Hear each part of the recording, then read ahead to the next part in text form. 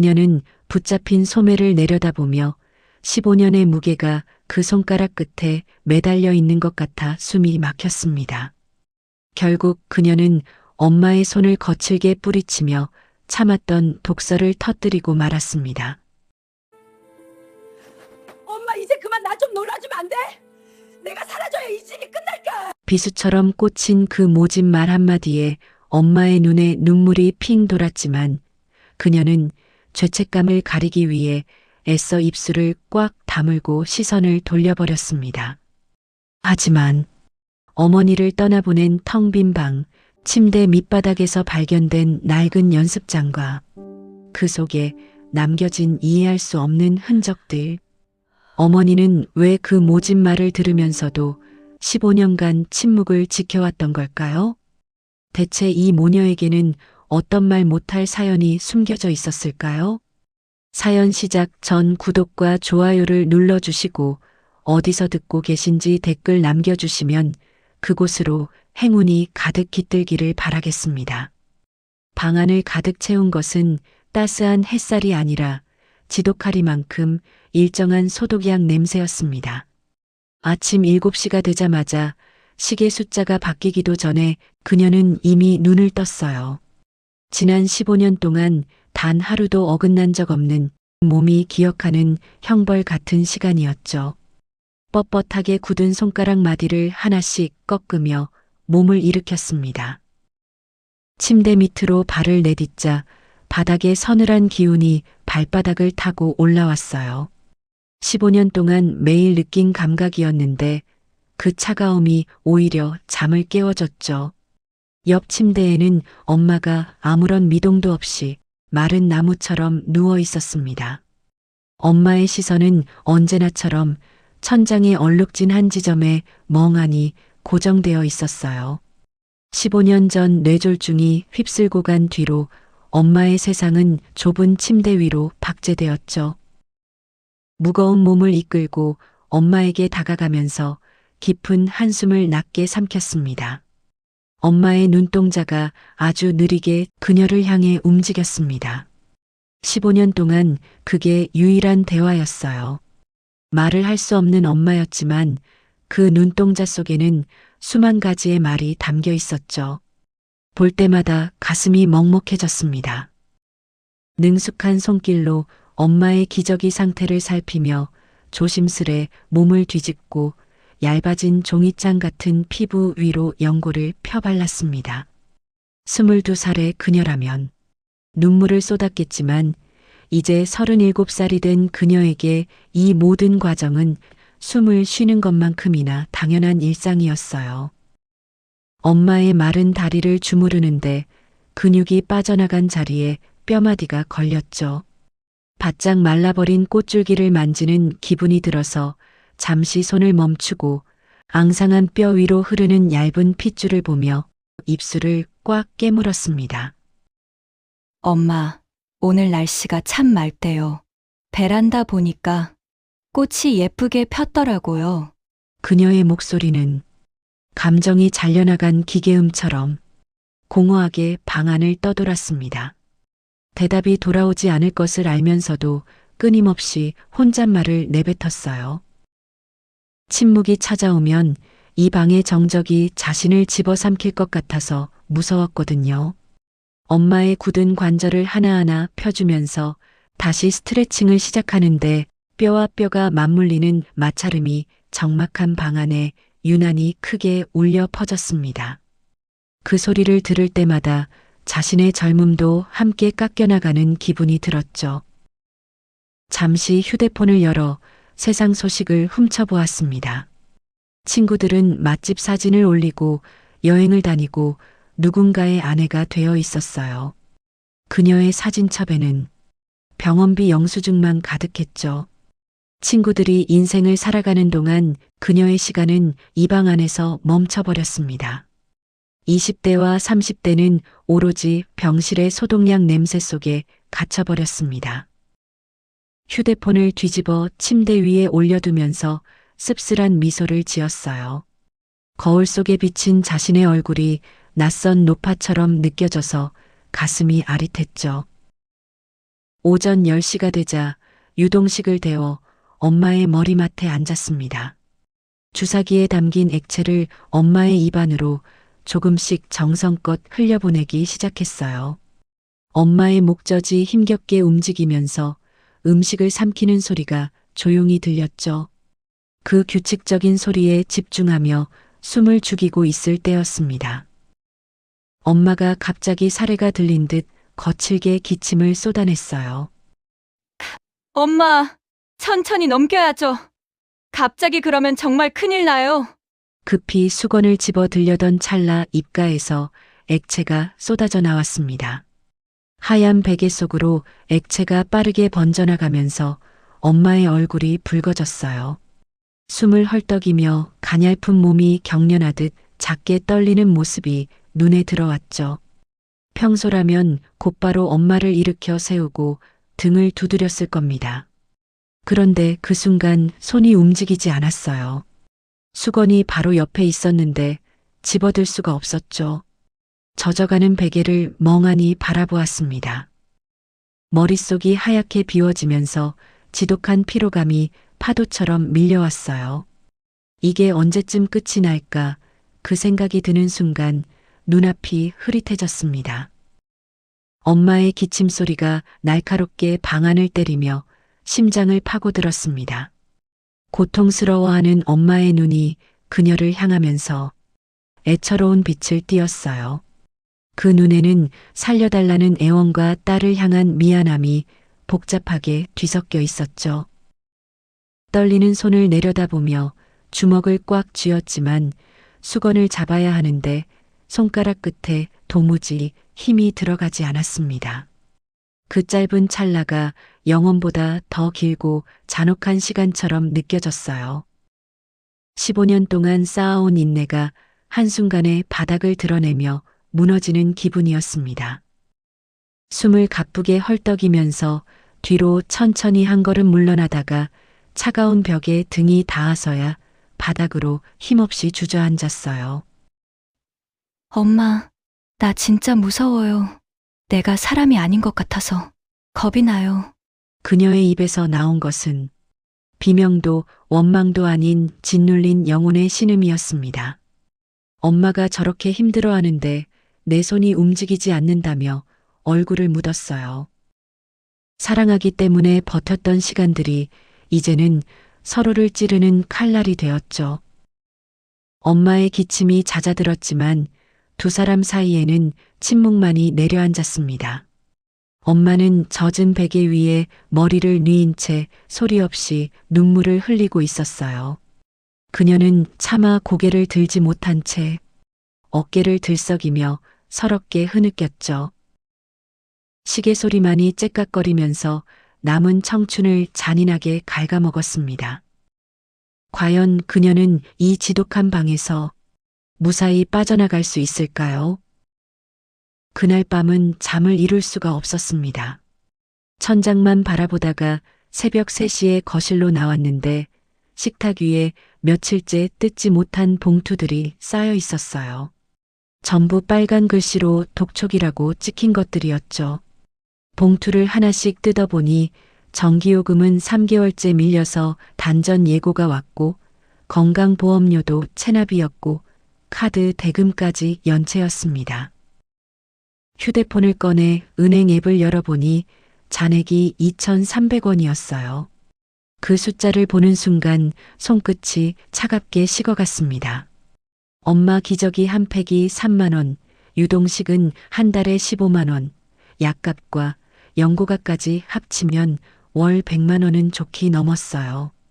그녀의 수입이라고는 재택 번역 아르바이트가 전부였는데 월 80만 원으로는 적자가 눈덩이처럼 불어날 수밖에 없었죠. 봉투들을 식탁 한쪽으로 밀어놓고 머리를 감싸쥐었습니다. 어떻게 해야 하지? 입에서 절로 중얼거림이 새어나왔지만 대답해줄 사람은 아무도 없었어요. 날이 밝자마자 그녀는 구청에 전화를 걸었습니다. 복지 상담을 받고 싶다고 하자 안내 멘트가 흘러나왔어요. 상담원 연결까지 예상 대기 시간 45분입니다. 휴대폰을 스피커폰으로 바꾸고 엄마 방으로 들어가 대기 음악이 흘러나오는 동안 기저귀를 갈았죠.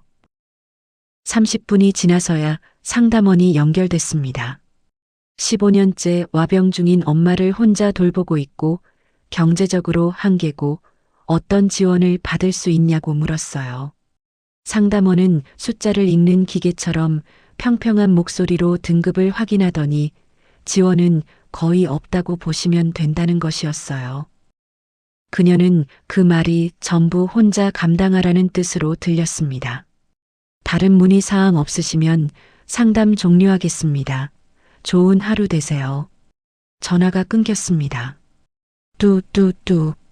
그녀는 한동안 휴대폰을 들고 서 있었습니다. 월 20만 원 정도. 기저귀 값도 안 되는 금액이었어요. 오후에는 요양원에 전화를 걸어 비용을 물었습니다. 월 250만 원이라고 했어요. 지금 가진 돈으로는 한 달도 버티기 어려운 수준이었어요. 숫자가 아니라 끝이 보였죠. 혹시 정부 지원을 받으면 좀 줄어드냐고 물었더니 이 등급이면 거의 해당이 안 된다고 담담하게 말했습니다. 전화를 끊고 그대로 방바닥에 주저앉았어요. 규정, 등급 한도. 그 단어들이 머릿속에서 맴돌았는데 어디서도 답이 나오지 않았습니다. 저녁이 되어 유동식을 주사기로 천천히 흘려넣어 먹이다가 엄마가 또 살에 들렸습니다. 어제와 똑같았어요. 재빨리 엄마를 일으켜 세우고 등을 두드렸습니다. 기침이 잦아들고 나서야 한숨을 내쉬었는데 기저귀를 확인하다가 손이 멈췄어요. 욕창이 번져 있었습니다. 어제까지만 해도 작은 상처였는데 하룻밤 사이에 동전만하게 커져 있었죠. 살이 파이고 진물이 흐르고 있었습니다. 왜 말을 안 해? 아프면 아프다고 해야지. 그녀의 입에서 날카로운 말이 튀어나왔습니다. 말하고 나서야 깨달았어요. 엄마는 말을 할 수 없다는 걸요.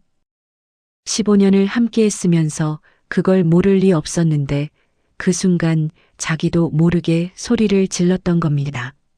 엄마의 눈이 천천히 그녀를 향했어요. 그 눈에는 원망도 분노도 없이 그저 미안하다는 빛만 가득했죠. 차마 그 눈을 마주하지 못하고 고개를 돌렸습니다. 미안. 내가 왜 그랬지? 중얼거리며 연고를 꺼냈는데 손이 떨려서 뚜껑을 3번이나 미끄러뜨렸어요. 겨우 열어서 바르기 시작했는데 그 사이 눈물이 흘러내렸습니다. 엄마한테 화를 낸 게 처음이었거든요. 15년 동안 단 한 번도 목소리를 높인 적이 없었는데 말이죠. 욕창 치료를 마치고 거실로 나온 그녀는 소파에 털썩 앉아 천장을 바라보다가 눈을 감았습니다. 눈을 감아도 엄마의 그 눈빛이 지워지지 않았어요. 나 왜 이러지? 그녀는 두 손으로 얼굴을 감쌌습니다. 자기가 변하고 있다는 걸 느꼈어요. 인내심이 바닥나고 있었죠. 예전에는 엄마가 살에 들려도 괜찮았고 욕창이 생겨도 담담하게 대처했는데 지금은 사소한 일에도 신경이 곤두서고 화가 치밀었습니다. 이러다가 정말 엄마를 해치게 되는 건 아닐까? 그 생각이 드는 순간 그녀는 소름이 돋았어요. 밤이 깊어갔지만 잠을 자려고 누워도 눈이 감기지 않았습니다. 엄마 방에서 들려오는 숨소리에 귀가 쫑긋 세워졌죠. 혹시 또 살에 들리면 어쩌지?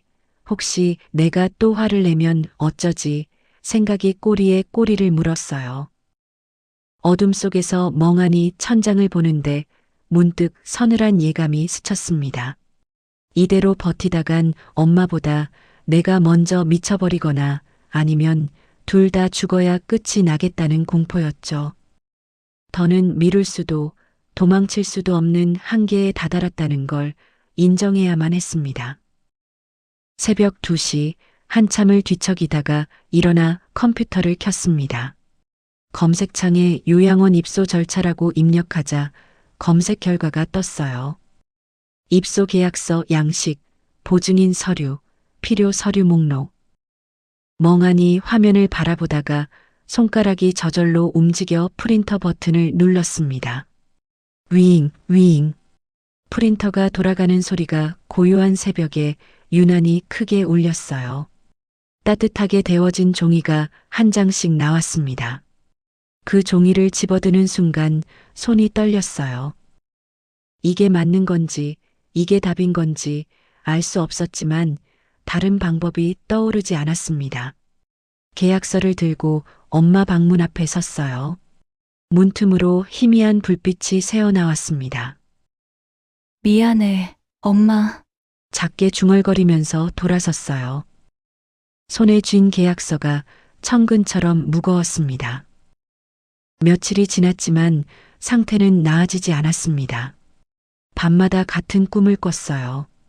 엄마가 살에 들리는데 손을 뻗어도 닿지 않는 꿈이었죠. 눈을 떠도 심장이 한참을 뛰었고 낮에는 엄마 얼굴을 똑바로 보지 못했습니다.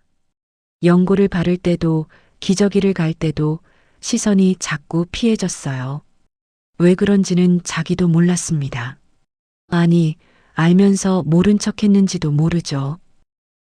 그날 오후 엄마 스트레칭을 마치고 거실로 나와 소파에 앉았어요. 창밖을 멍하니 바라보는데 아파트 놀이터에서 아이들이 뛰어노는 소리가 들렸습니다. 웃음소리, 엄마를 부르는 소리. 평범한 오후였죠. 그런데 갑자기 숨이 막혀오기 시작했어요. 가슴이 조여오고 심장이 미친 듯이 뛰었습니다. 두 손으로 가슴을 움켜쥐고 숨을 몰아쉬었는데 이런 증상이 처음은 아니었어요. 며칠 전부터 갑자기 찾아오곤 했거든요. 숨을 고르려고 창문 앞에 서서 창틀을 꽉 잡았습니다. 손끝이 하얗게 질릴 만큼 세게요.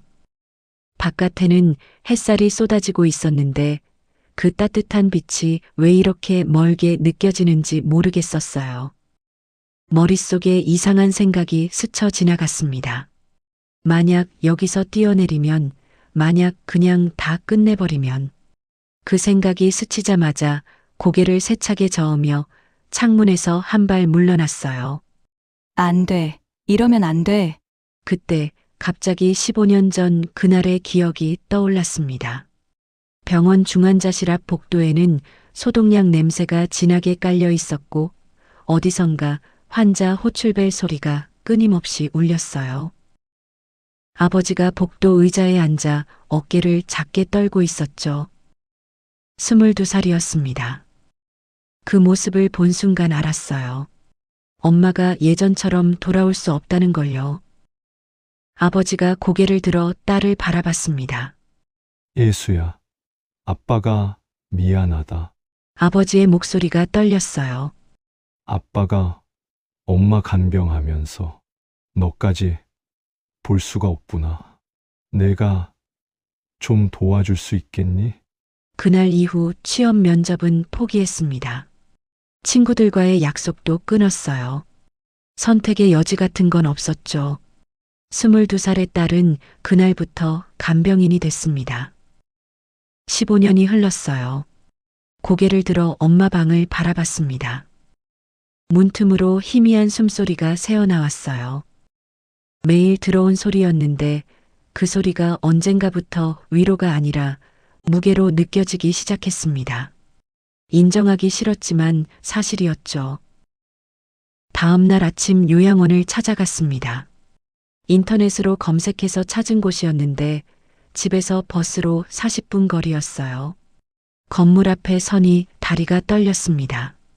한참을 서 있다가 겨우 문을 열고 들어갔어요. 로비는 생각보다 깨끗했습니다. 소독약 냄새가 희미하게 났지만 병원처럼 차갑지는 않았죠. 접수대 직원이 고개를 들어 물었어요. 상담을 도와드릴까요? 고개를 끄덕이며 대답했습니다. 입소 절차에 대해 알고 싶다고요. 목소리가 떨렸어요. 직원은 아무렇지 않게 상담실로 안내해 주었습니다. 상담실 의자에 앉자 담당자가 서류 뭉치를 꺼내 놓았어요. 입소 신청서, 건강상태 확인서, 보호자 동의서, 종이가 한 장씩 쌓일 때마다 가슴이 무거워졌습니다. 입소하시는 분 상태가 어떻게 되시나요? 담당자가 펜을 들며 물었어요. 뇌졸중으로 15년째 와병 중이시고요. 말씀을 못 하시고 거동도 안 되세요. 혼자 돌보고 계셨어요? 네, 15년 동안요. 담당자의 펜이 잠깐 멈췄습니다. 고개를 들어 얼굴을 바라봤어요. 눈빛에 뭔가가 스쳐 지나갔죠. 동정 같은 거였습니다. 그 시선이 불편했어요. 15년이면 정말 오래 돌보셨네요. 담당자가 조심스럽게 말했습니다. 보호자분 건강은 괜찮으세요? 대답하지 못했어요. 괜찮다고 말하기엔 지금 상태가 너무 엉망이었거든요. 담당자는 더 묻지 않고 서류 설명을 이어갔습니다. 입소 비용, 필요한 서류, 심사 기간. 귀에 들어오는 것 같기도 하고 아닌 것 같기도 했어요. 상담을 마치고 요양원을 나서는데 다리가 후들거렸습니다. 건물 앞 벤치에 잠시 앉았어요. 손에는 서류 봉투가 들려 있었죠. 입소 신청서. 그 종이 한 장이 천근처럼 무거웠습니다. 이게 맞는 건지 알 수 없었어요. 하지만 한 가지는 확실했습니다. 이대로 가다가는 엄마를 해치거나 자신이 먼저 무너질 거라는 거요. 며칠 전 창문 앞에서 떠올랐던 그 생각이 다시 스쳤어요. 눈을 질끈 감았습니다. 내가 나쁜 사람이 되자 혼자 중얼거렸어요. 엄마를 버리는 나쁜 딸이 되자 그래야 둘 다 살 수 있어. 눈가에 눈물이 고였지만 닦지 않았습니다. 울 자격도 없다고 생각했거든요. 집으로 돌아와서 엄마 방에 들어가지 않고 자기 방으로 갔어요. 서류를 책상에 올려놓고 한참을 바라봤습니다. 그리고 천천히 펜을 들었죠. 이름, 주민번호, 주소, 연락처. 한 글자 한 글자 쓸 때마다 손이 떨렸어요. 보호자란에 자기 이름을 쓸 때는 펜이 멈췄습니다. 이 서류가 완성되면 엄마는 이 집을 떠나게 되는 거였어요. 15년 동안 함께했던 이 방을 떠나는 거죠. 펜을 쥔 손에 힘이 들어갔습니다. 그리고 천천히 이름을 적었어요. 다 쓰고 나서 한참을 앉아 있었습니다. 창밖은 이미 어두워져 있었고 엄마 방에서는 여전히 규칙적인 숨소리가 들렸어요. 그 소리를 들으며 생각했습니다. 엄마한테 뭐라고 말해야 하지? 말을 해야 하나? 엄마는 알아들을 수 있을까? 다음 날 엄마의 짐을 싸기 시작했어요. 옷가지 몇 벌, 속옷, 수건. 요양원에서 필요하다고 한 것들을 하나씩 보따리에 담았습니다. 낡은 서랍장을 열다가 손이 멈췄어요. 서랍 깊숙이 작은 상자가 있었거든요. 열어보니 오래된 사진들이 나왔습니다. 엄마가 젊었을 때 찍은 사진이었어요. 갓 태어난 아기를 안고 환하게 웃고 있었죠. 그 아기가 자신이었습니다. 사진 속 엄마는 지금과 너무 달랐어요. 두 눈이 반짝이고 볼에는 생기가 가득했습니다. 한참을 바라보다가 조용히 상자를 닫고 보따리에 넣었어요. 엄마가 가져가야 할 것 같았거든요. 짐을 다 싸고 엄마 방에 들어갔습니다. 엄마는 여전히 천장을 바라보고 계셨어요. 다가가서 침대 옆에 앉아 엄마의 눈동자가 천천히 움직여 딸을 향했습니다. 그 눈을 똑바로 볼 수가 없었어요. 시선을 피한 채 엄마의 손을 잡았습니다. 마른 나뭇가지 같은 손이었죠. 예전에는 따뜻했던 손인데 지금은 차가웠어요. 입을 열려고 했지만 말이 나오지 않았습니다. 한참을 그렇게 앉아 있다가 천천히 일어났어요. 방을 나서려는데 문득 책상 위가 눈에 들어왔습니다. 입소 신청서가 놓여 있었어요. 엄마의 시선도 그쪽을 향하고 있었죠. 엄마는 알고 계셨을까요? 딸이 무슨 준비를 하고 있었는지. 찬물을 한 컵 마셨습니다. 목구멍이 시릴 정도로 차가운 물이었죠. 시계는 어느덧 6시를 가리키고 있었습니다. 안개가 자욱하게 깔린 창밖은 아무것도 보이지 않았어요. 그녀는 컵을 내려놓으며 손바닥에 묻은 물기를 바지에 닦았습니다. 방 안은 여전히 고요했고 엄마는 깊은 잠에 빠져 있었죠. 가방 지퍼를 마저 올리려다 잠시 멈췄습니다. 엄마의 낡은 양말 한 짝이 가방 틈에 걸려 있었어요. 그것을 손가락으로 밀어 넣으며 그녀는 방 안을 둘러보았습니다. 15년 동안 매일 보던 벽지의 얼룩이 유난히 선명하게 보였죠. 발소리를 죽이며 거실로 나와 대문을 살짝 열었습니다. 저 멀리서 구급차가 골목을 타고 들어오는 소리가 들렸어요.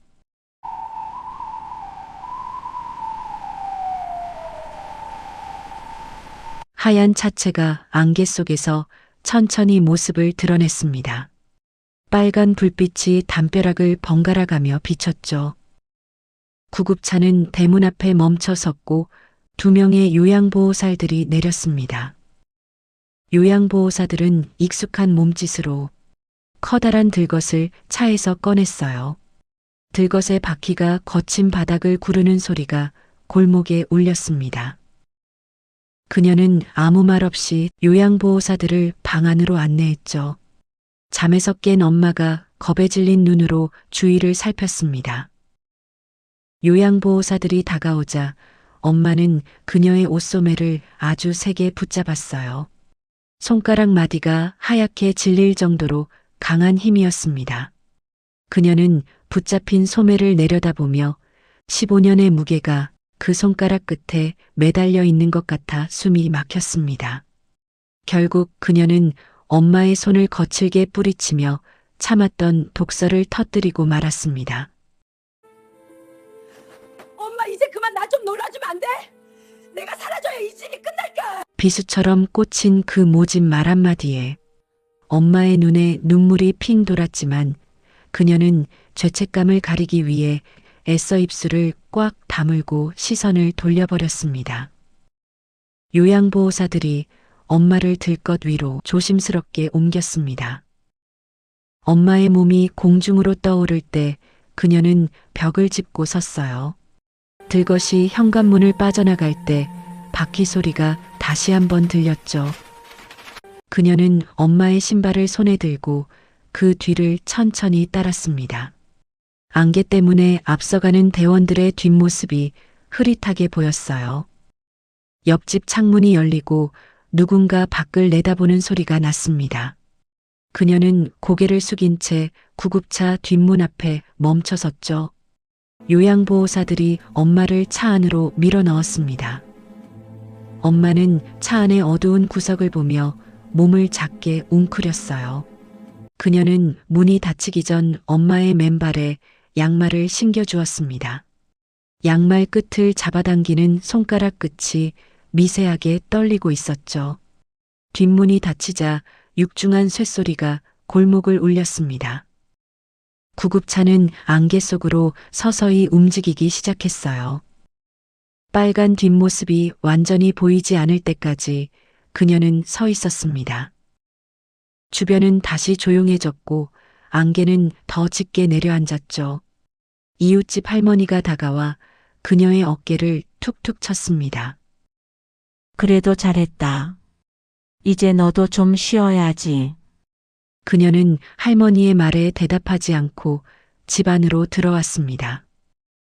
엄마가 누워있던 침대는 주인 없이 텅 비어 있었죠.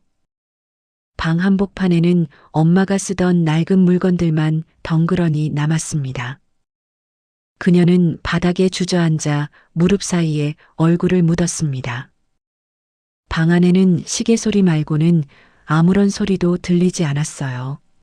그녀는 거친 숨을 몰아쉬며 바닥의 냉기를 고스란히 느꼈습니다. 그러다 바지 주머니 속에서 무언가 딱딱한 것이 만져졌죠. 그녀는 주머니에 손을 넣어 작은 종이 뭉치를 꺼냈습니다. 그것은 엄마가 차에 타기 전 그녀의 주머니에 넣어둔 것이었어요. 손때가 묻어 꼬깃꼬깃해진 10,000원짜리 지폐 몇 장이었습니다. 지폐 사이에는 낡은 쪽지 한 장이 끼워져 있었죠. 글자를 모르는 엄마가 손가락에 힘을 주어 쓴 흔적이 보였습니다. 고생했다, 우리 딸. 그녀는 쪽지를 한참 동안 멍하니 바라보았습니다.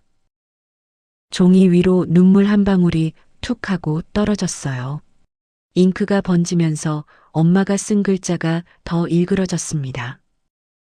그녀는 쪽지를 가슴에 대고 소리 없이 어깨를 들썩였죠. 방 안의 정적이 그녀의 숨소리를 집어삼킬 듯 무거웠습니다. 벽에 걸린 시계는 여전히 무심하게 9시를 가리켰어요. 그녀는 자리에서 일어나 거실 불을 모두 껐습니다. 어둠 속에서 창밖의 안개만 하얗게 일렁이고 있었죠. 텅 빈 집은 이제 그녀의 숨소리조차 낯설게 느껴질 만큼 적막했습니다. 그녀는 닫힌 현관문 앞에 한참 동안 등을 기대고 서 있었어요. 손바닥에 닿는 문고리의 감촉이 얼음장처럼 차가웠습니다. 이제 무엇을 해야 할지 알 수 없는 긴 하루가 시작되었죠. 그녀는 어둠 속에서 다시 한번 엄마의 이름을 속으로 불렀습니다. 얼마나 서 있었는지 모릅니다. 문고리를 잡고 있던 손을 떼었을 때 손바닥에 깊은 자국이 패여 있었어요. 현관 벽에 기대어 있던 몸을 일으켜 거실을 지나 주방으로 향했죠. 불을 켜지 않았습니다. 어둠 속에서 손을 더듬어 주전자를 찾아 물을 올렸어요. 파란 불꽃이 켜지자 얼굴이 희미하게 비쳤죠. 물이 끓어 컵에 따랐지만 손으로 감싸봐도 온기가 느껴지지 않았습니다. 한 모금도 마시지 못한 채 컵을 싱크대에 내려놓았어요. 문득 찬장 쪽으로 눈이 갔습니다. 문을 열자 15년 동안 매일 아침 전원을 꽂았던 믹서기가 눈에 들어왔어요. 엄마가 넘기기 좋게 과일을 갈고 죽을 쓰던 낡은 기계였죠. 칼날 틈새에 낀 마른 찌꺼기를 손가락으로 만져보았습니다. 차갑고 거칠었어요. 이제 이걸 쓸 일이 없다는 생각이 드니까 손끝이 저렸죠. 찬장 깊숙이 밀어넣고 문을 닫았습니다. 냉장고를 열자 어제 먹다 남은 노란색 유동식 그릇이 보였어요. 그릇을 꺼내 싱크대에 그대로 쏟아부었습니다. 수돗물을 세게 틀어 찌꺼기를 씻어내는 동안 물소리만 주방을 채웠죠. 빈 그릇을 건조대에 엎어두고 손을 대충 닦은 뒤 거실로 나왔어요. 약 냄새가 코끝을 찔렀습니다. 벽에 기대어 있던 빈 휠체어와 TV 옆에 쌓인 기저귀 박스가 눈에 들어왔어요. 15년 동안 이 냄새와 이 물건들 속에서 살았는데 이제는 그것들이 낯설게 느껴졌어요. 서랍장을 열어 검은색 50리터 쓰레기 봉투를 꺼내 거실 한가운데 펼쳤습니다. 안방으로 들어가니 침대 주위에 약병들이 수북했어요. 하나씩 집어 봉투에 넣을 때마다 플라스틱 통들이 부딪히며 텅 빈 소리를 냈습니다. 하루에 3번 제 몸 챙기듯 엄마 입에 넣어주던 약들이 이제는 그저 쓰레기가 되어 봉투 속으로 들어갔죠. 기저귀 뭉치들도 하나씩 넣었어요. 봉투가 금세 부풀어 올랐습니다. 입구를 2번 묶고 현관문 옆으로 끌어다 놓았죠. 묵직했습니다. 15년이 이 안에 다 들어간 것 같았어요. 방을 마저 정리하려다 엄마의 낡은 가방 안에서 연습장 한 권을 발견했습니다. 삐뚤삐뚤한 글씨로 제 이름이 빼곡히 적힌 그 연습장을 본 순간 구급차 앞에서 뱉었던 그 모진 말들이 비수가 되어 제 가슴을 찔렀습니다. 엄마는 저를 놓지 않으려 했던 게 아니라 제 이름을 잊지 않으려 사투를 벌이고 있었던 겁니다. 걸레를 들고 바닥을 닦다가 침대 밑에서 손끝에 뭔가 걸렸습니다. 꺼내보니 엄마가 앞머리 넘길 때 쓰던 하얀색 머리핀이었어요. 15년 전 엄마가 처음 병석에 눕던 날 꽂아드렸던 그 핀이었죠. 먼지를 입으로 불어내고 책상 위에 두었습니다. 그것만은 봉투에 넣지 않았어요. 그때 휴대폰이 울렸습니다. 화면에 요양원이라는 세 글자가 선명하게 떠 있었죠. 전화를 받자 물건이 빠졌다는 직원의 목소리가 들렸어요. 짧고 건조했습니다. 아무런 감정이 없는 목소리였죠. 입술을 떼었다가 다시 다물었어요. 대답을 하지 못한 채 서 있다가 상대방이 다시 묻는 소리에 전화를 끊었습니다. 빈 침대로 걸어가 얼굴을 묻었어요. 베개에서 희미한 냄새가 났습니다. 엄마 냄새였죠. 옆자리가 너무 넓었어요. 15년 동안 단 한 번도 넓다고 느낀 적 없던 이 자리가 이렇게 컸나 싶었습니다. 벽에 걸린 시계의 초침 소리가 방 안을 채웠어요. 시계 바늘은 새벽 4시를 가리키고 있었죠. 엄마 기저귀를 갈아드려야 할 시간이었습니다. 반사적으로 일어나려다 다시 멈췄어요. 이제 부르는 사람도 일어나야 할 이유도 없었죠. 아무 소리도 들리지 않았습니다. 요양원 입구의 유리문은 생각보다 묵직했습니다. 손잡이를 당기자 안쪽에서 서늘한 바람이 쏟아져 나왔죠. 그녀는 입구에 놓인 손 소독제 기계에 손을 뻗었습니다. 투명한 액체가 손바닥 위로 툭 떨어지며 차가운 감촉을 남겼어요. 안내 데스크에 놓인 방문객 기록지에 오늘의 날짜와 시간을 적었습니다. 기록지 옆에 놓인 명찰을 집어 코트깃에 꽂았습니다.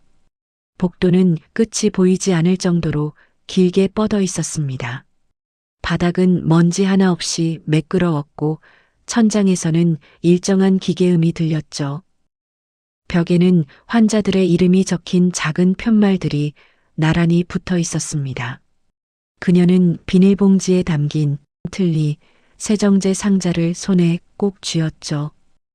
비닐봉지가 움직일 때마다 바스락거리는 소리가 복도에 울렸습니다. 면회실이라고 적힌 문 앞에서 걸음을 멈추고 잠시 서 있다가 문을 열었습니다. 사각 형태의 빈 테이블 위에는 투명한 칸막이가 설치되어 있었죠. 그녀는 문 쪽을 향한 의자에 앉아 무릎 위에 손을 올렸습니다. 잠시 후 복도 끝에서 바퀴가 바닥을 구르는 소리가 들려왔어요. 요양보호사가 휠체어를 밀며 면회실 안으로 천천히 들어왔습니다. 휠체어 위에는 어제 떠나보냈던 엄마가 앉아 있었죠. 집에서 입고 나갔던 꽃무늬 스웨터가 아닌 옅은 분홍색 환자복 차림이었습니다. 그녀는 자리에서 일어나 휠체어 가까이 다가갔습니다. 비닐봉지에서 꺼낸 틀니, 세정제 상자를 테이블 위에 올려두었죠. 여기 세정제 가져왔어요.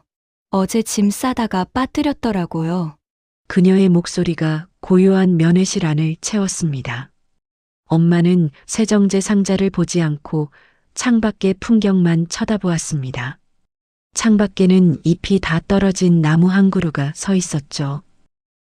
엄마의 시선은 나무가지 끝에 멈춘 채로 움직이지 않았습니다. 그녀는 엄마의 손등 위로 자신의 손을 천천히 겹쳐보았습니다. 엄마의 피부는 종이장처럼 얇았고 온기는 거의 느껴지지 않았죠. 그때 엄마가 거칠게 손을 빼내며 휠체어 손잡이를 꽉 잡았습니다. 낯선 사람의 접촉을 피하듯 몸을 작게 웅크렸어요. 그녀의 손은 허공에 잠시 머물다가 다시 무릎 위로 내려왔습니다. 엄마는 여전히 창밖만 보며 아무런 대답도 하지 않았죠. 면회실 벽에 걸린 시계는 8시를 향해 무심하게 가고 있었습니다. 엄마의 환자복 소매가 테이블 모서리에 걸려 위로 살짝 올라갔습니다. 그녀의 눈에 엄마의 손목 안쪽에 새겨진 하얀 띠가 들어왔죠. 거기에는 엄마의 이름과 함께 검은색 숫자가 굵게 적혀 있었습니다. 402번이라는 숫자가 이름보다 더 크게 보였어요. 그녀는 그 숫자를 손가락으로 가만히 가리키려다 멈췄습니다. 엄마는 이제 번호로 불리는 공간에 있었습니다. 엄마, 밥은 좀 드셨어요? 여기 생활은 어떠세요? 그녀가 다시 말을 걸었지만 엄마의 고개는 돌아오지 않았습니다. 엄마는 입술을 꾹 다문 채 창밖의 나무만 계속 응시했죠. 요양보호사가 다가와 면회 시간이 거의 끝나간다고 말했습니다. 그녀는 의자에서 일어나 엄마의 굽은 등 위로 손을 올렸어요. 이번에도 엄마는 몸을 움츠리며 그 손길을 밀어냈습니다. 엄마의 눈동자에는 그 어떤 기억도 담겨 있지 않은 듯 했죠. 그녀는 틀니 세정제 상자를 다시 한번 엄마 쪽으로 밀어주었습니다. 이거 잘 챙겨두세요. 제가 다음에 또 올게요. 그녀는 가방을 챙겨 들고 면회실 문을 향해 천천히 걸었습니다. 문고리를 잡고 뒤를 돌아보았지만 엄마는 여전히 그대로였죠. 엄마의 시선은 단 한 번도 딸이 서 있는 곳을 향하지 않았습니다. 문이 닫히며 자석이 붙는 소리가 복도를 울렸습니다. 건물 밖으로 나오자 차가운 겨울바람이 얼굴을 거칠게 때렸습니다. 그녀는 코트 깃을 세우며 주차장으로 발걸음을 옮겼죠. 차 안에 앉아 운전대를 잡았지만 시동을 바로 걸지 못했습니다. 손바닥에 남은 엄마의 차가운 피부 감촉이 사라지지 않았어요. 환자복 소매에 적혀 있던 그 숫자가 눈앞에 아른거렸습니다. 그녀는 창문을 내리고 차가운 공기를 들이마시며 숨을 골랐습니다. 주차장을 빠져나와 도심의 복잡한 도로 위로 차를 올렸습니다. 주변을 지나는 수많은 차와 사람들의 모습이 낯설게 보였죠. 집으로 돌아가는 길은 어제 구급차를 뒤따르던 길과 같았습니다. 하지만 조수석은 비어 있었고 방 안도 이제는 비어 있었죠.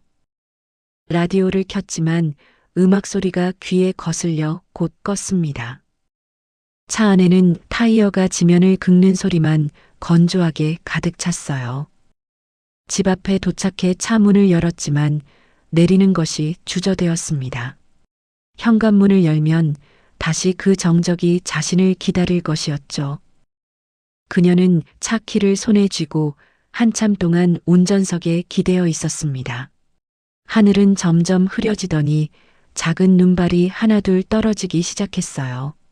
그녀는 눈을 감고 엄마의 그 낯선 시선을 다시 떠올려 보았습니다. 엄마가 보던 창밖의 나무는 이미 겨울을 지나고 있었죠. 집으로 돌아오니 눈발이 제법 굵어져 있었습니다. 현관 조명등이 깜빡이다가 힘없이 꺼졌고 어둠 속에서 구두를 벗어 나란히 놓았어요. 거실에는 어제 내놓았던 검은 쓰레기 봉투가 그대로 놓여 있었습니다. 코트도 벗지 않은 채 소파 끝에 걸터 앉았죠. 방 안이 차가워서 몸이 떨렸어요. 주방으로 가서 가스레인지 불을 켰습니다.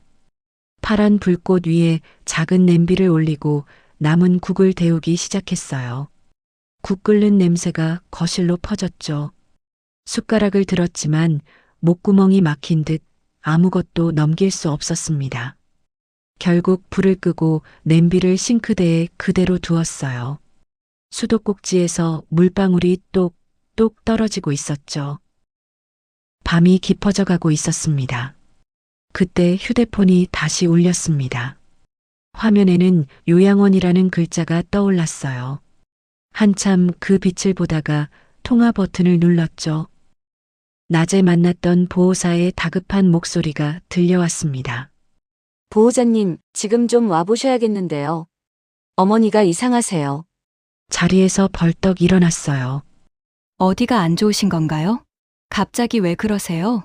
보호사는 잠시 숨을 몰아쉬었습니다. 몸이 아프신 게 아니라 어머니가 짐가방 속에서 무언가를 꺼내셨어요. 저희도 모르는 물건인데 그걸 손에 쥐고 절대 놓지 않으세요. 낮에 챙겨갔던 엄마 가방을 떠올려 보았죠. 분명 옷가지와 로션 말고는 넣은 것이 없었습니다. 어머니가 뭘 쥐고 계시다는 거죠? 보호사는 낮게 대답했어요. 낡은 통장 하나와 색이 바랜 사진 한 장이에요. 그런데 어머니가 그 사진을 보면서 자꾸 누구를 부르고 계세요. 보호자님 이름이 아니라 저희도 처음 듣는 이름을요. 현관문에 걸린 코트를 다시 챙겨 들었습니다. 손끝에 닿는 옷감이 차갑게 느껴졌죠. 다시 시동을 걸고 어두운 밤길을 달리기 시작했어요. 와이퍼가 유리창 위에 눈을 밀어낼 때마다 끽끽 소리가 났습니다. 도로 위에는 하얀 눈이 쌓여 차바퀴가 헛도는 느낌이 들었죠. 운전대를 꽉 쥐고 앞만 응시했어요. 엄마 가방 구석에 그런 것이 들어 있었는지 전혀 몰랐습니다. 엄마의 모든 것을 다 안다고 믿었던 확신이 흔들렸죠. 요양원에 도착하자 무거운 공기가 느껴졌어요. 복도의 형광등은 몇 개가 꺼진 채 깜빡이고 있었습니다. 숨을 헐떡이며 4층 면회실로 뛰어 올라갔죠. 방 안에는 엄마가 침대 위에 앉아 창밖을 보고 있었어요. 낮에 보았던 무표정한 얼굴이 아니었습니다. 엄마의 두 눈은 크게 떠 있었고 양손은 가슴 앞에 뭔가를 꼭 감싸고 있었죠. 다가가자 엄마는 화들짝 놀라며 그것을 등 뒤로 감췄어요. 엄마, 저예요. 왜 그러세요? 손에 든 게 뭐예요? 엄마는 딸의 얼굴을 멍하니 보다가 고개를 세차게 저었습니다. 굳어버린 혀가 입안에서 맴돌며 기괴한 소리만 새어나왔죠. 아냐. 그, 아니. 야. 갈라진 목소리엔 형체를 알 수 없는 힘이 실려 있었습니다. 엄마는 누군가를 간절히 기다리는 눈치였죠. 옆에 있던 보호사가 다가와 낮게 속삭였습니다. 아까부터 계속 1992년이라는 숫자만 중얼거리세요. 누구를 기다리시는 건지. 엄마의 가슴께에서 삐져나온 사진 조각이 보였습니다. 사진의 모서리는 닳아서 하얗게 일어났고 색은 누렇게 변해 있었어요. 엄마의 손을 잡아보려 했죠. 하지만 엄마는 낮은 신음을 내며 뒤로 물러났습니다. 딸을 알아보지 못하는 것은 낙과 같았지만 지금 엄마의 눈에 담긴 것은 낯선 공포와 간절함이었어요. 침대 머리맡에 놓인 통장을 손에 집어들었습니다. 통장의 겉면은 비닐이 다 벗겨져 너덜거리고 있었어요. 첫 장을 넘겨보았죠. 거기에는 15년 전 엄마가 쓰러지기 전날의 날짜가 찍혀 있었습니다. 그리고 그날 이후로 한 번도 인출되지 않은 거액의 숫자가 보였어요. 치료비가 없다고 울먹였던 기억이 떠올랐죠. 엄마는 왜 이 돈을 숨기고 그토록 고생을 자처했던 걸까요? 사진을 확인하려 하자 엄마가 짐승 같은 비명을 지르며 바닥으로 주저앉았습니다. 안 돼. 네. 야. 그, 엄마는 등 뒤에 감췄던 것을 가슴에 꽉 껴안고 울부짖었습니다. 문장이 되지 못한 외침이 복도에 가득 울려 퍼졌죠. 바닥에 엎드려 몸을 떨고 있는 엄마를 보며 저는 그대로 멈춰섰습니다. 15년을 침묵하며 살아온 엄마가 이토록 처절하게 지키려 하는 것. 가방 속에 숨겨져 있던 낡은 통장과 사진의 주인이 누구인지 이제는 대답 없는 엄마가 아닌 제 기억 속에서 그 답을 찾아야만 했습니다. 창밖의 눈은 더 거세게 내리고 있었습니다. 요양원의 차가운 바닥에 앉아 엄마의 마른 등을 바라보았어요. 15년의 간병 끝에 마주한 것은 해방이 아니라 낯선 수수께끼였습니다. 손바닥에 묻은 엄마의 눈물을 닦아냈죠. 가슴이 답답하게 조여왔어요. 그리고 복도 끝에서 누군가의 구둣발 소리가 다가오고 있었습니다. 면회실 문 앞에서 멈췄습니다. 육중한 문이 열리고 머리가 희끗한 남자가 안으로 들어왔는데 요양원의 원장이었어요. 원장은 바닥에 주저앉아 있는 엄마와 그녀를 번갈아 보더니 손에 들고 있던 낡은 서류 봉투를 테이블 위에 올려두었죠. 그녀는 떨리는 손으로 바닥에 떨어진 통장을 챙겨 일어났습니다. 엄마는 여전히 사진을 가슴에 품은 채 벽구석으로 몸을 밀어넣고 있었어요.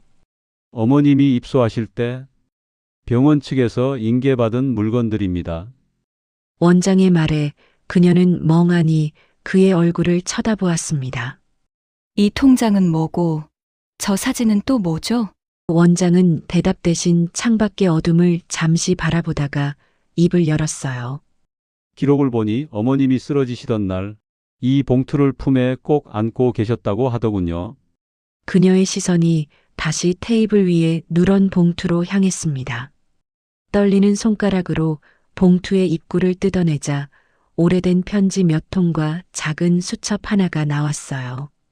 수첩을 펼쳐보니 날짜마다 삐뚤삐뚤하게 적힌 숫자들과 짧은 메모들이 가득했죠. 우리 딸 대학 등록금, 우리 딸 시집갈 때 보낼 미천. 15년 전 엄마가 아직 건강했을 때 적어 내려간 흔적들이었습니다. 그녀는 가슴 한구석이 텅 빈 것처럼 서늘해지는 것을 느꼈어요. 통장의 입금 내역을 다시 한번 꼼꼼히 살폈습니다. 매달 일정한 날짜에 10만 원, 20만 원씩 숫자가 찍혀 있었는데 입금자 명에는 혜수 아빠라는 이름이 선명하게 적혀 있었어요. 그녀의 기억 속에서 이미 지워졌던 20년 전 집을 나간 아버지의 이름이었죠. 무릎에 힘이 풀려 의자에 털썩 주저앉았습니다. 엄마는 아버지가 보내온 돈을 15년 동안 단 한 푼도 쓰지 않았던 거예요. 자신의 몸이 썩어가면서도 딸의 미래를 위해 그 돈을 지켰던 겁니다. 엄마 쪽으로 고개를 돌리니 엄마는 사진을 만지며 입술만 미세하게 달싹거리고 있었어요. 엄마의 눈에는 사진 속 남자를 향한 그리움이 가득 고여 있었습니다. 사진 속에는 젊은 시절의 엄마와 아버지가 나란히 웃고 있었는데 1992년의 여름이었죠. 엄마는 아버지를 증오하는 줄 알았는데 사실은 누구보다 그를 기다렸던 것이었습니다. 그녀는 엄마가 15년 동안 품어온 비밀의 무게에 숨이 막혔어요. 원장님, 이 사진 속에 있는 남자를 찾을 수 있을까요? 그녀의 물음에 원장은 고개를 저으며 서류 한 장을 내밀었습니다. 5년 전 아버지의 이름으로 온 마지막 우편물이었는데 발신 주소에는 이미 사라진 철거촌의 번지수가 적혀 있었어요. 그 이후로는 입금도 연락도 끊겼다고 합니다. 그녀는 서류를 움켜쥐고 엄마의 구분 등을 한참 동안 보았습니다. 엄마는 소리 없는 비명을 지르며 다시 사진 속으로 침잠하고 있었죠. 자리에서 일어나 엄마에게 천천히 다가갔습니다. 이번에는 엄마가 피하지 않도록 아주 조심스럽게 무릎을 굽혔어요. 엄마의 손을 잡으려 하자 엄마는 사진을 쥔 손을 더 꽉 쥐었죠. 엄마의 마른 손등 위로 그녀의 눈물 한 방울이 툭 하고 떨어졌습니다. 엄마는 그제야 고개를 들어 딸의 얼굴을 가만히 응시했어요. 그 눈동자 속에 아주 잠깐 15년 전에 엄마가 비쳤다가 사라졌습니다. 형광등이 다시 한번 깜빡이며 방 안을 어둡게 만들었어요. 그녀는 엄마의 가슴팍에 머리를 기대고 눈을 감았습니다. 15년 동안 자신이 버텨온 시간이 고작인 줄 알았는데 엄마의 시간은 훨씬 더 깊고 어두웠어요. 엄마는 말을 할 수 없는 몸으로 그 긴 비밀을 혼자 견뎌왔던 것이었죠. 면회실 벽에 걸린 시계는 어느덧 자정을 향해 달리고 있었고 밖에는 눈이 더 쌓여 세상의 모든 소음을 지워버리고 있었습니다. 엄마의 환자복 소매를 정리해 주다가 문득 집 책상 위에 두고 온 하얀색 머리핀이 떠올랐어요. 그 핀을 꽂고 아버지를 기다렸을 엄마의 젊은 날이 눈앞에 그려졌습니다. 그녀는 엄마의 차가운 손가락 사이로 자신의 손을 끼워 넣었어요. 엄마는 더 이상 손을 빼지 않고 딸의 온기를 가만히 받아들였죠. 정적 속에서 두 사람의 가쁜 숨소리만이 교차하고 있었습니다. 원장이 조용히 면회실을 나가자 문 닫히는 소리가 작게 들렸어요. 그녀는 엄마의 무릎 위에 얼굴을 묻고 한참을 그렇게 있었습니다. 가방 속에 숨겨진 낡은 통장과 사진은 이제 그녀에게 숙제가 되었어요. 15년 전의 진실은 아직 다 밝혀지지 않았죠.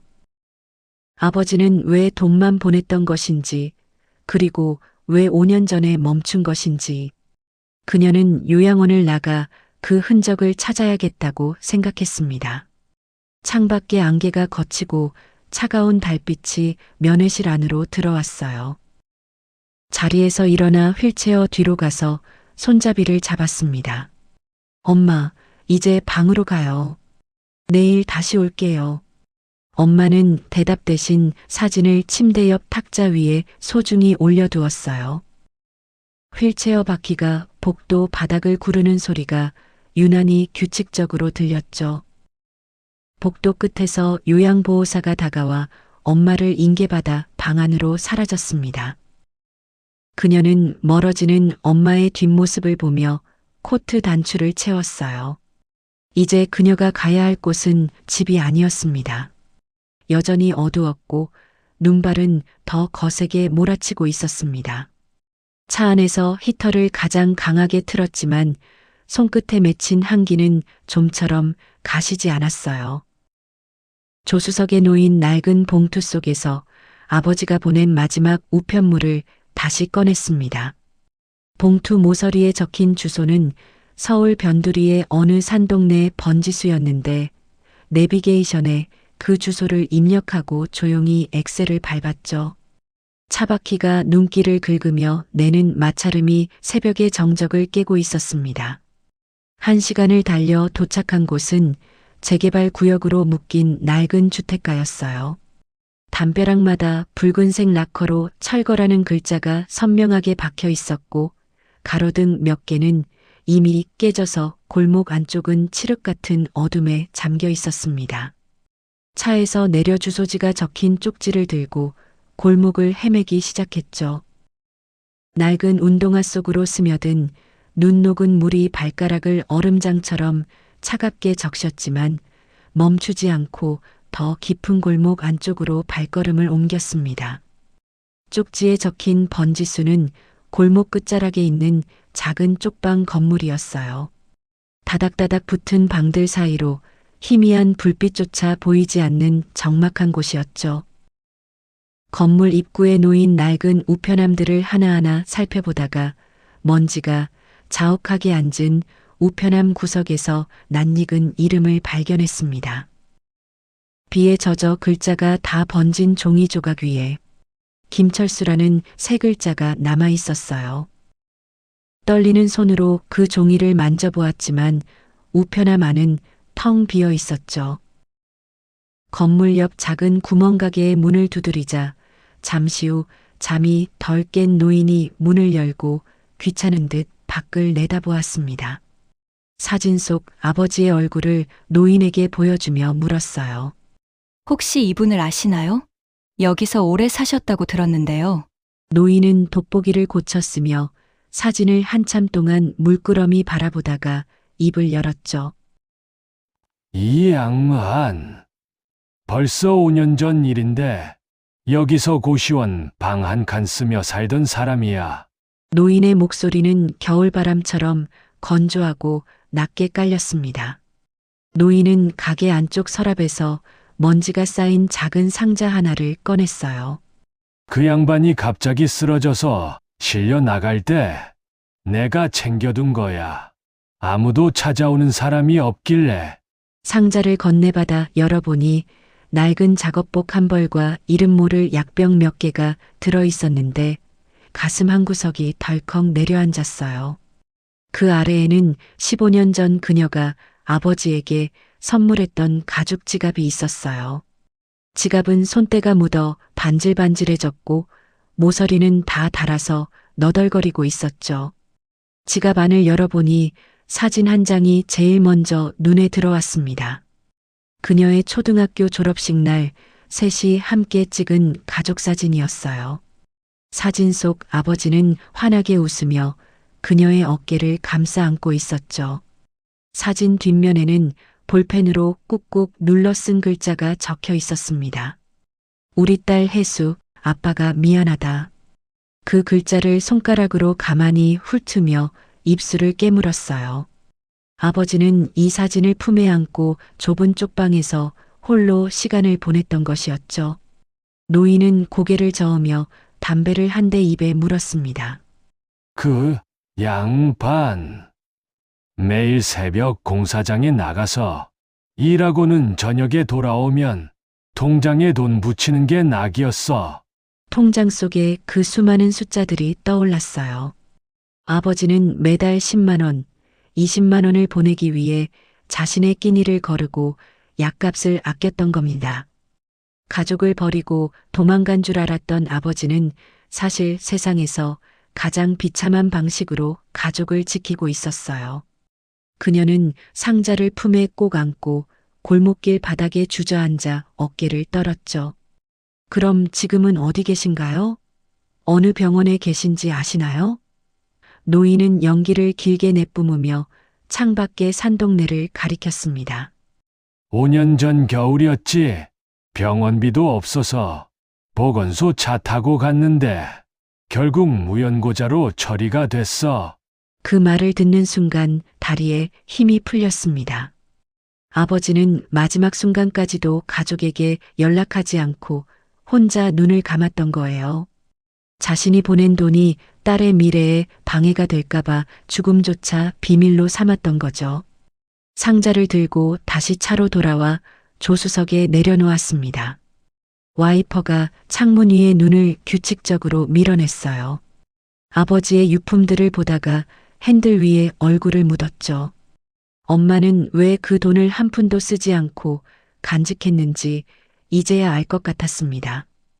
그건 돈이 아니라 아버지가 보내온 마지막 참회이자 사랑이었다는 것을요. 15년 동안 엄마와 아버지는 서로 다른 공간에서 같은 무게의 죄책감을 짊어지고 있었어요. 차 안에는 아버지가 입었던 작업복에서 나는 쿰쿰한 먼지 냄새가 퍼졌습니다. 지갑 속에 가족 사진을 꺼내 엄마의 사진 옆에 나란히 놓으니 이제야 두 조각의 사진이 하나로 합쳐진 것 같은 기분이 들었어요. 창밖에 눈은 그칠 줄 모르고 세상을 하얗게 덮어가고 있었죠. 시동을 걸고 다시 요양원을 향해 방향을 틀었습니다. 엄마에게 이 사실을 말해줘야 했고 아버지의 마지막 자리를 찾아가야 했어요. 요양원 복도를 다시 걸어 들어가는 발걸음은 무거웠지만 단호했습니다. 402번 방 앞에서 멈춰 섰습니다. 문을 열자 엄마는 어제와 같은 자세로 창밖을 보고 있었습니다. 엄마의 곁으로 다가가 아버지의 낡은 지갑을 탁자 위에 올려두었습니다. 엄마의 시선이 천천히 지갑을 향했고 마른 손가락이 가늘게 떨리기 시작했죠. 두 사람 사이에 정적만 남았습니다. 지갑의 거친 가죽결을 확인한 엄마의 마른 손가락이 가늘게 떨리기 시작했습니다. 엄마의 입술이 미세하게 달싹거리더니 소리 없는 울음이 밖으로 새어나왔어요. 엄마의 무릎에 얼굴을 묻고 길게 숨을 내뱉었습니다. 엄마, 아빠는 우리를 버린 게 아니었어. 미안해서 못 왔던 거래요. 엄마는 대답 대신 딸의 머리카락을 마디마디 굽은 손으로 가만히 쓸어주었습니다. 예전처럼 힘이 없는 손길이었지만 그 어느 때보다 따뜻한 온기가 실려 있었어요. 아침 햇살이 창가를 타고 넘어와 방 안을 하얗게 비쳤습니다. 지갑 속 사진을 꺼내 엄마가 쥐고 있던 사진 옆에 나란히 붙여주었어요. 1992년의 여름과 2026년의 겨울이 그렇게 한자리에서 만났습니다. 엄마는 사진 속 아버지의 얼굴을 손톱으로 가만히 매만지며 미소를 지었어요. 요양원을 나와 구청으로 향하는 길은 유난히 맑고 투명했습니다. 무연고자로 처리되어 어딘가에 있을 아버지의 마지막 자리를 찾았어요. 작은 납골당 안쪽 이름 석자만 적힌 차가운 칸 앞에 섰습니다. 집에서 가져온 하얀색 머리핀을 조심스럽게 내려놓았어요. 엄마가 15년 동안 침대 밑에 숨겨두었던 아버지가 처음 사준 그 핀이었습니다. 아빠, 엄마는 아빠 다 용서했대요. 이제 여기서 편히 쉬세요. 집으로 돌아오는 길, 차 안에는 아무 소리도 없었습니다. 와이퍼가 눈을 밀어낼 때마다 규칙적인 마찰음만 남았어요. 핸들 위에 손을 올린 채 한참을 앞만 보았습니다. 현관문을 열자 싸늘한 공기가 먼저 몸을 감쌌습니다. 문 안쪽에 붙어 있던 요양원 안내문들이 바람에 흔들리고 있었어요. 하나씩 떼어내 접어 주머니에 넣었습니다. 거실 한 구석에 놓여 있던 검은 쓰레기 봉투가 눈에 들어왔어요. 묶인 입구를 풀지 않은 채 봉투를 현관 앞까지 끌어다 놓았습니다. 문을 열고 밖으로 나갔다가 다시 들고 들어왔어요. 그대로 문 옆에 세워두었습니다. 아직은 버릴 수 없었죠. 주방으로 들어가 창문을 열자 찬 공기가 안으로 밀려들었습니다. 싱크대 위에는 아직 씻지 않은 컵 하나가 놓여 있었어요. 컵을 들어 올렸다가 다시 내려놓았습니다. 그대로 주방 문을 등지고 거실로 걸어 나왔어요. 주머니에서 접어 넣어두었던 종이를 꺼냈습니다. 주소가 적힌 쪽지였죠. 거실 탁자 위에 통장을 올려두고 첫 장과 마지막 장을 천천히 넘겨보았어요. 손끝이 종이 모서리에 걸려 잠시 멈췄습니다. 며칠 뒤 다시 요양원을 찾았습니다. 면회실 창가 자리에 앉아 손을 무릎 위에 올렸어요. 복도 끝에서 휠체어 바퀴 소리가 들려왔습니다. 엄마는 조용히 들어왔고 자리에서 일어나지 않았어요.